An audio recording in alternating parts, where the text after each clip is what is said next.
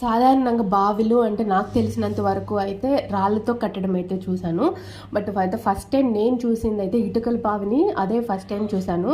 So అందులో అయితే full water అయితే ఉన్నాయి. అండ్ ఆ ఏరియాలో కూడా అంటే ఒక 40-50 అడుగులు తవ్వగానే వాళ్ళకి వాటర్ అయితే చాలా ఈజీగా పడతాయి, అంటే బోర్లు అలా వేసుకుంటే.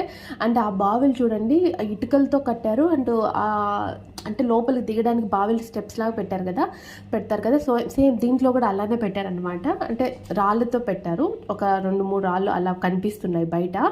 అండ్ ఇది అయితే చిన్న తొట్టిలాగా పెట్టుకున్నారు, ఏదో స్టోరేజ్ లాగా. అండ్ నేనైతే ఫస్ట్ టైమే చూసాను ఇటుకలతో బావి కట్టడం అండ్ అలాంటిది అయితే. అండ్ మేము అలా నడుచుకుంటూ వెళ్తుంటే అది ఏదో కొంచెం చిన్న గోతి ఏమో అనుకున్నాం, వెళ్ళి చూసేసరికి అది బావి. ఎవరైనా కొత్త వాళ్ళు ఆ ప్లేస్కైనా వెళ్తే మాత్రం కొంచెం భయపడతాము, అంటే ఎక్కడ పడతామేమో అన్నట్లు ఉంటుందన్నమాట. అండ్ ఇది చూడండి, ఇదైతే సీతాఫలం చెట్టు లాగుంది కదా, కరెక్టే సీతాఫలం చెట్టు. బట్ నార్మల్ సీతాఫలం కాదు, రామ సీతాఫలం అంటారు కదా, పెద్ద సైజులో వస్తుంది. సో ఆ చెట్టు అంట అది. అండ్ ఈ మొక్కలు అయితే ఎక్కడైనా చూసే ఉంటారు కదా, అక్కడక్కడ రోడ్ సైడ్ అలా. వీళ్ళైతే అదే పనిగా నాటినట్టున్నారు, దేనికో ఏదో చెక్కలకో ఇలా యూజ్ చేయడానికి ఏమో నాటినట్టున్నారు.